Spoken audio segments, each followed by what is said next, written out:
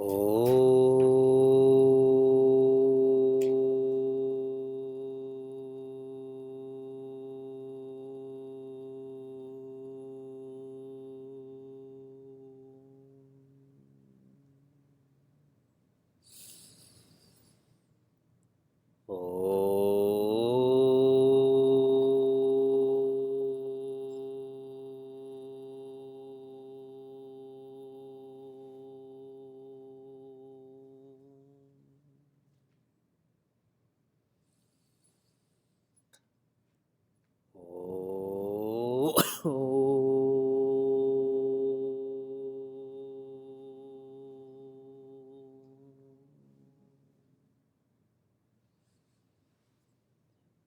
Om Satchidanandarupaya Vishwotpattyadihetave Tapatraya Vinashaya Shri Krishnaya Vayam Numaha.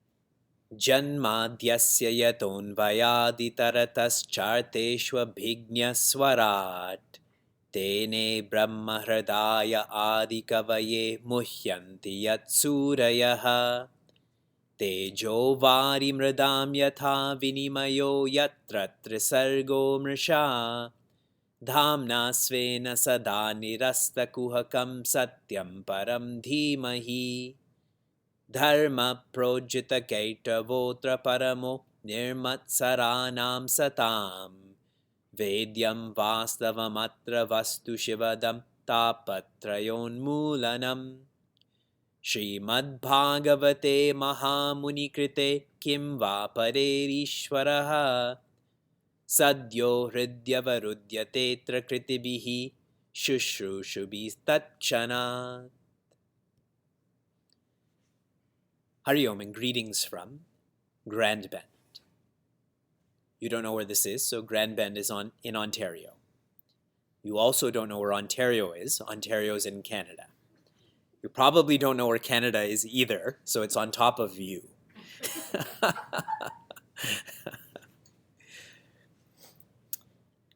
We recently celebrated Mahashivratri.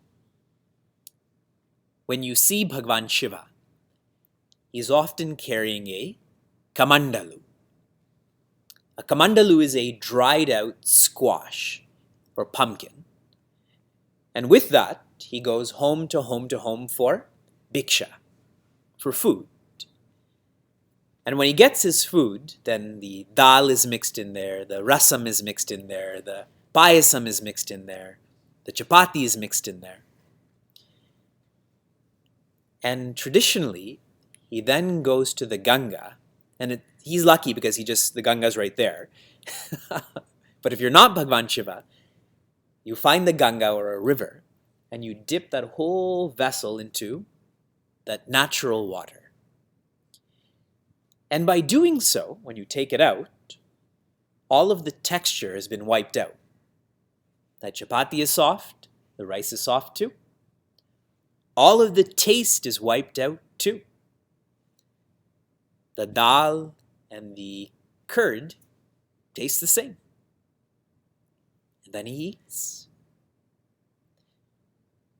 This is a lovely practice, and suddenly I'm encouraging you to do the same.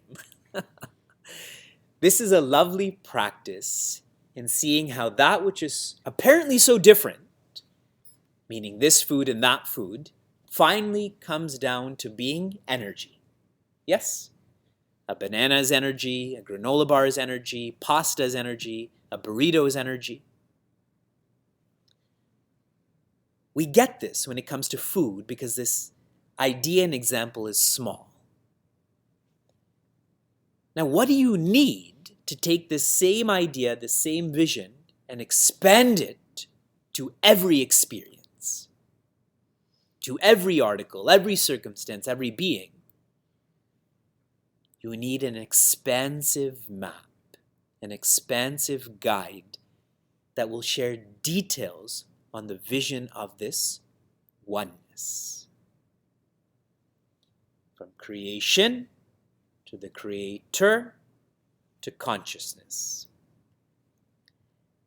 This is what we're engaged in through Srimad Bhagavata, our Vedanta and Bhagavata course. The utility of this course is you will always have satsanga bhava. If you look around at the people whom you're sitting with right now, doesn't matter who's richer and poorer. Doesn't matter who's older or younger. Doesn't matter who's from Gujarat and who's from Tamil Nadu. In satsanga bhava, none of that matters, correct? Everyone is a seeker, is a shishya. Our course is training us in always having that feeling. That even when someone is being arrogant to you, you don't react. Even when someone is being generous to you, you're not inflated because of that. Isn't that awesome utility? Doesn't that prevent us from sleeping at night, how we react to other people?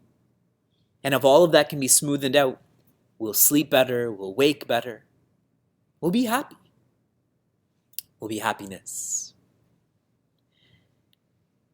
Srimad Bhagavatam has 12 skandhas. Ramayana has kandas, Bhagavatam has skandhas. We have now explored skandha 1, which is adhikari. Who is a student of Bhagavatam? The answer is you. The second skandha is sadhana. If you're a student, what are you studying? What are you practicing? This is highlighted in the second skandha. You should be a contemplator. Skandha 3 is sarga. The creation theories begin in the third skandha, where God creates the basic materials. And in skandha 4, which is visarga, then Bhagavan Brahma, the manager, furthers those materials, adds more details, special creation. Skandha 5 is sthana. There's creation, special creation. Where do humans live? How do they live? And skandha 6 is poshana. Poshana means specific grace. We're all generally graced, but what is that specific grace? We completed the sixth skandha with a review. We looked at half of Bhagavatam and then a pariksha. You all remember your pariksha? If I gave you that pariksha, the same one today, how will you do? Is negative numbers, is that possible? Can you get -2 out of 22? As I think of specific grace, I think about everyone who's writing notes, those who are sharing those notes. With those notes, you can study for this pariksha, correct? Without those notes, you can't. So our centers that are sharing their notes with everyone, that is anugraha. It is a special grace that you have and you're sharing. How lovely that with the completion of Mahashivratri, we've completed half of Srimad Bhagavatam. And what's as if more special is we now begin the seventh skandha, and what is the next major celebration in Sanatana Dharma? Holi. And who is the focus of the seventh skandha?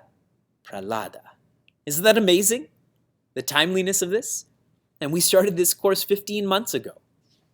It would be impossible to plan this. Or is it impossible?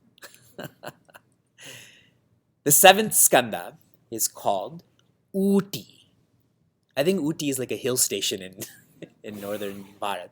Uti is UTI. What Uti means is how vasanas express as karmas. How vasanas express as karmas. In other words, what one's nature is the focus of this entire skandha. Particularly, there are three natures that are highlighted. There is Daivi, Swabhava, and the personality we'll focus on is Prahlada.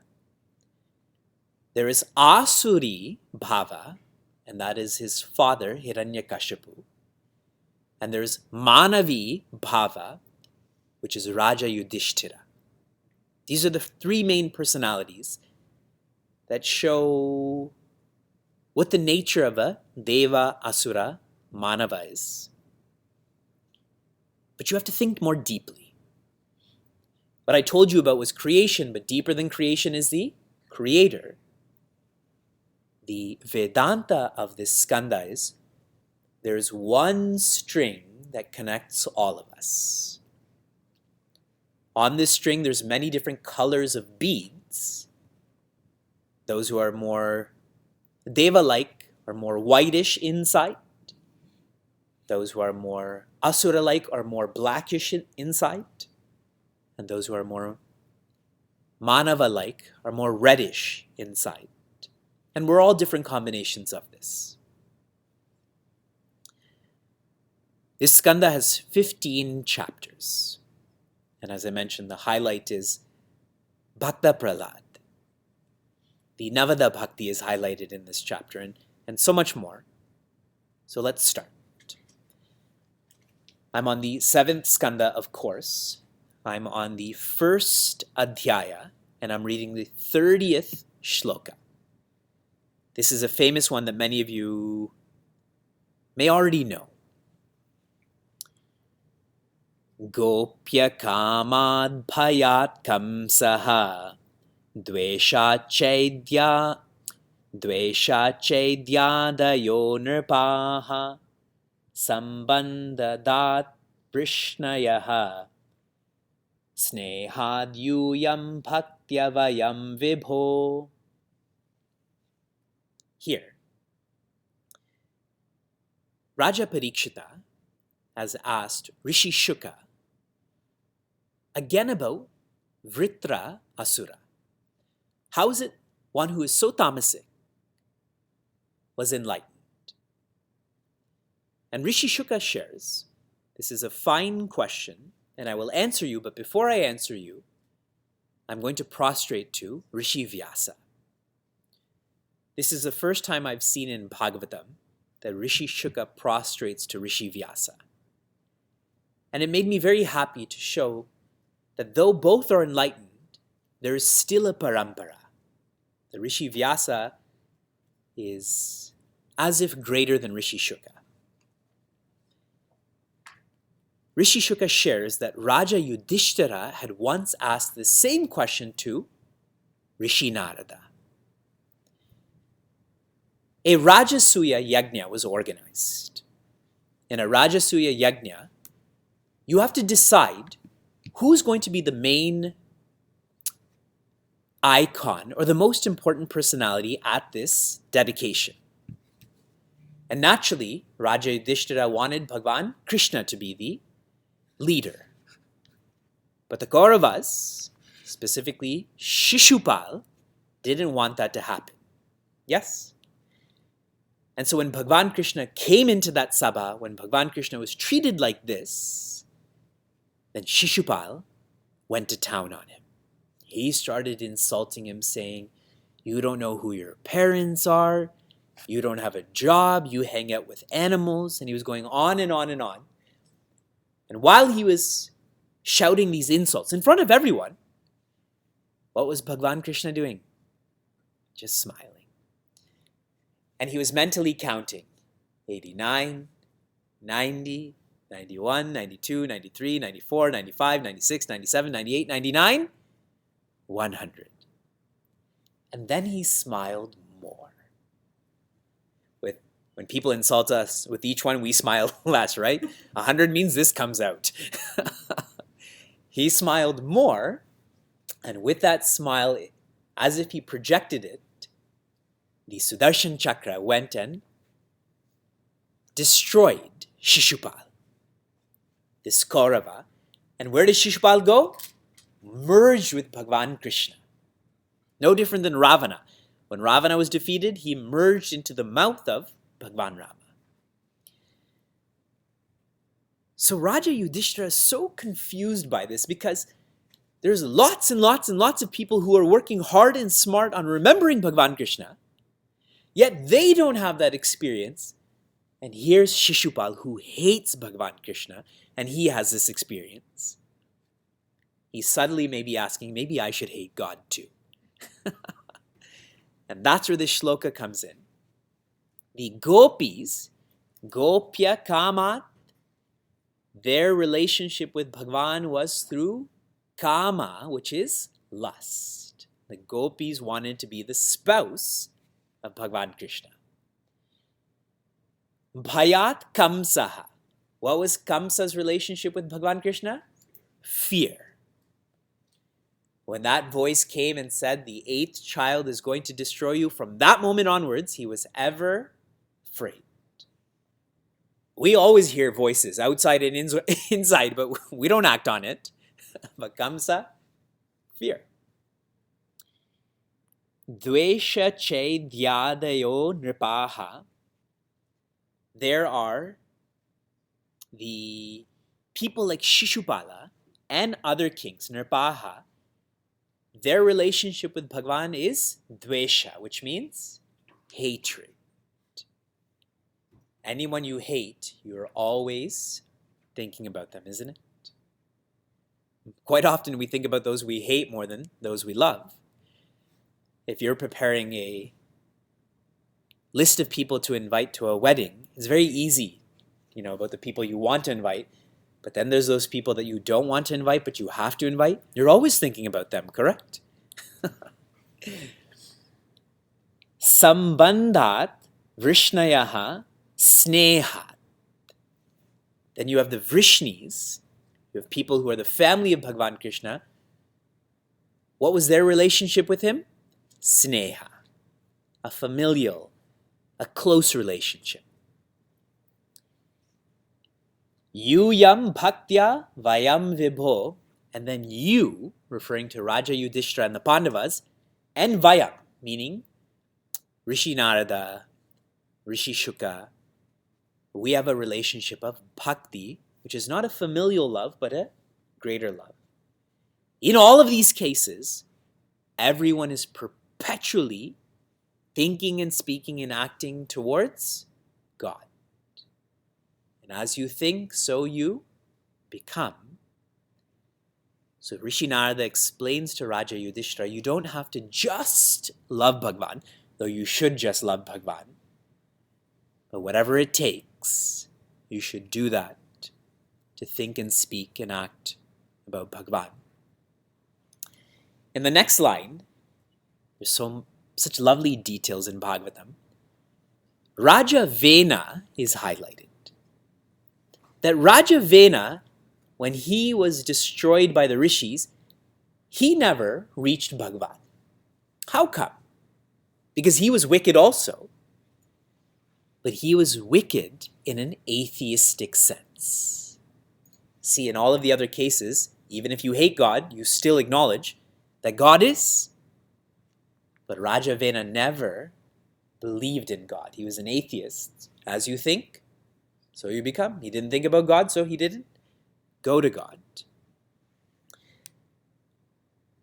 Raja Yudhishthira asks further, why does Shishupal hate Bhagavan?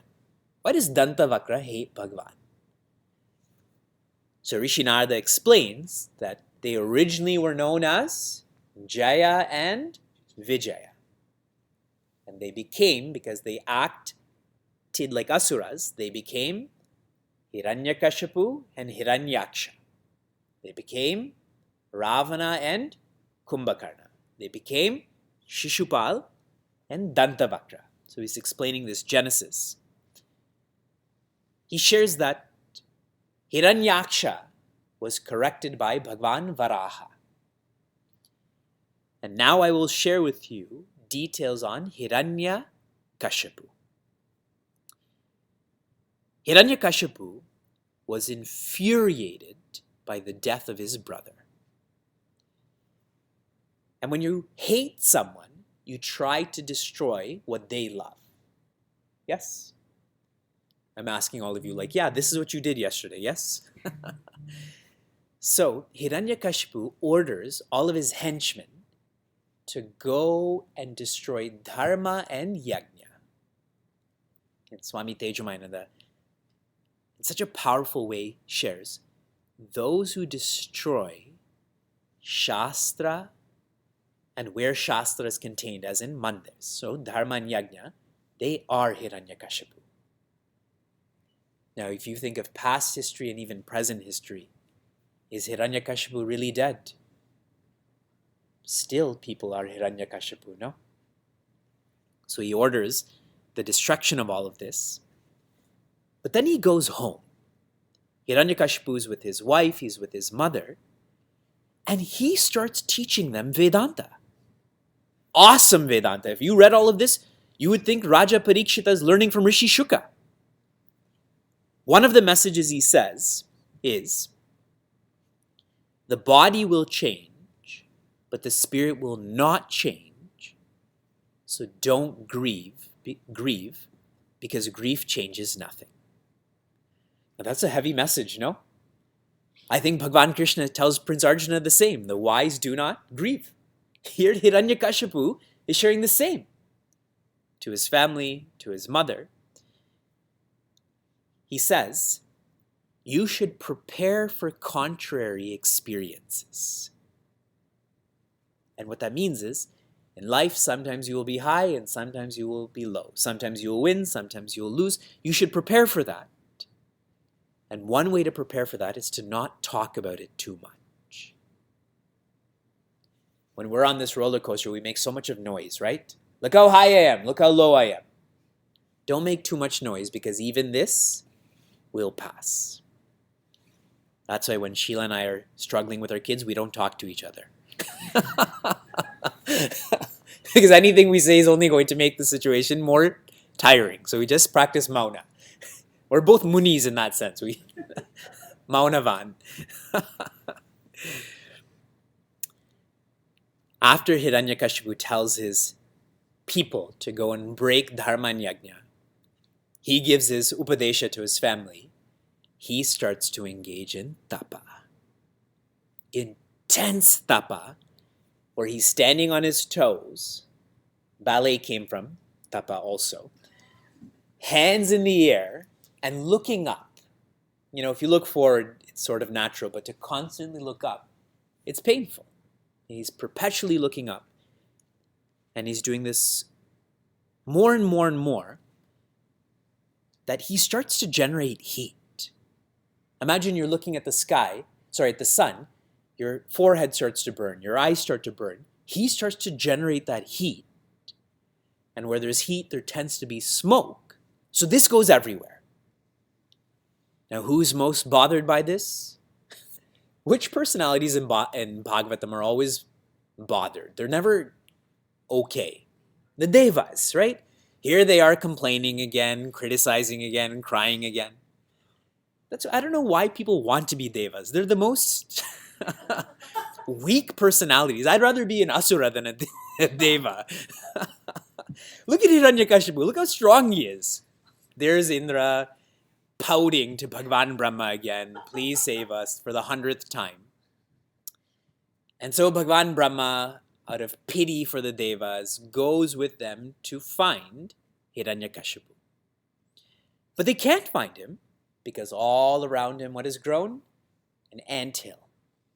Those ants have eaten away at his body. He's just a skeleton, hidden beneath this mud and grass. But they see that redness that is glowing. So Bhagavan Brahma also has a kamandalu. That's why I said you should carry one also. And he has some water and he sprinkles it, and all of that dissolves, and that strong Hiranyakashipu comes out.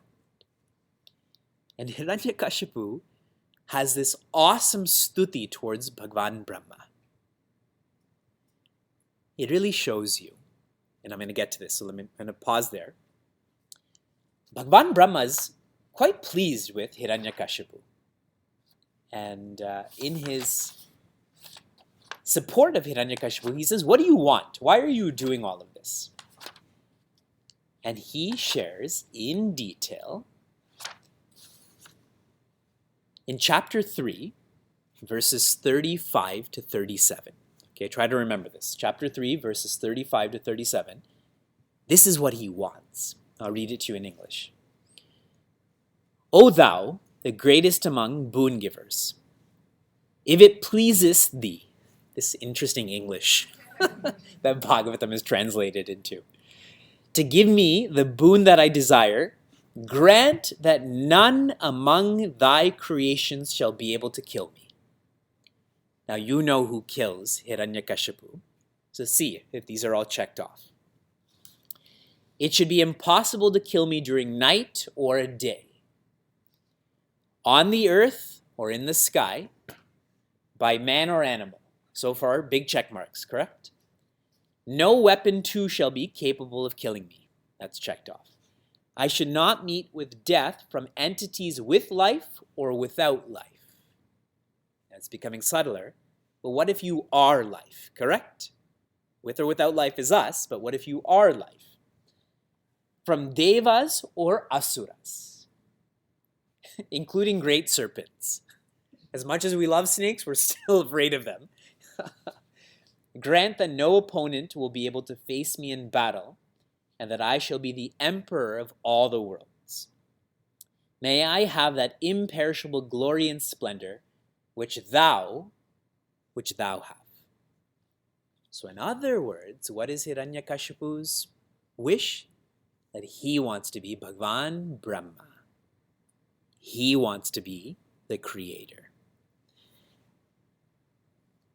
When he is explaining this to Bhagavan Brahma, and Bhagavan Brahma grants him his boon, he says, now I'm going to make your creation the opposite. He says, I'm going to make the devas the asuras and the asuras the devas. He says, I'm going to make virtues vices and vices virtues. Sounds like 2020, no? And that's how he went about ruling this world. The devas, now including Bhagavan Brahma, are deeply threatened because now Bhagavan Brahma has essentially been displaced as the creator. Imagine you become a dictator with no control. Sounds like 2020, no? So now they go to Bhagavan Brahma's boss. This has happened many times. So Bhagavan Brahma's boss is Bhagavan Narayana. And Bhagavan Narayana says, I know what you've come here for. This is not new. And I'm not going to help you. I'm tired. I don't spend a lot of time with my wife. We're hanging out right now. He says, I will help Prahlad though. I will not help you. I will help Prahlad.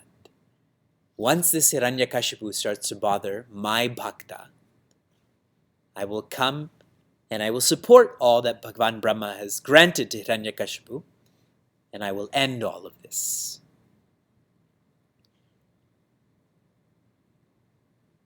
The main thought that you should extract from all of this, because you already know all of this.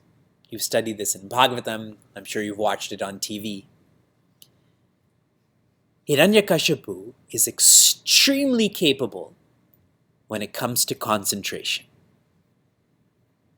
And for those in our meditation and life course, you should know where I'm going with this. He's extremely capable of concentration, but he is missing purity.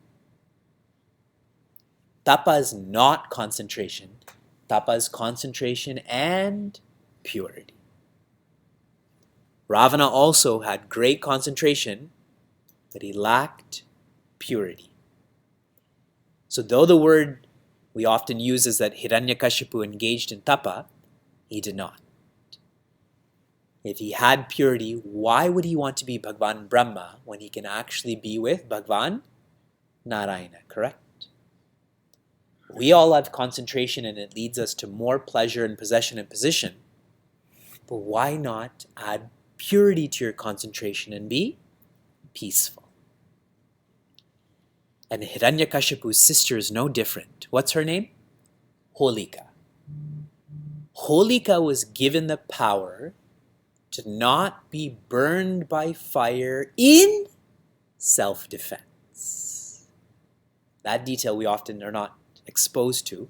She was only given that boon in self-defense. She was not given that boon for offense. Now, in a very local sense, if I'm a police officer and I have a gun and I'm acting in self-defense, do I get in trouble? No. If I'm acting out of offense, out of anger, do I get in trouble? As much as the next person does, right? And so Holika, like her brother, a lot of concentration, a lot of power, but with that purity missing, one doesn't know how to think about all of this. So analyze yourself. Are you Hiranyakashipu? Are you Holika? Or are you Bhagwan Brahma? Are you Bhagwan Narayana? This is the ideal way to celebrate Holi. We often describe Holi as the festival of colors, but we've made it very agricultural. We've made it very cultural, when the genesis, the origin of all of this is what we're studying in Bhagavata, about developing purity. With that purity, it doesn't matter what color people are. You feel that oneness without forcing that oneness. Om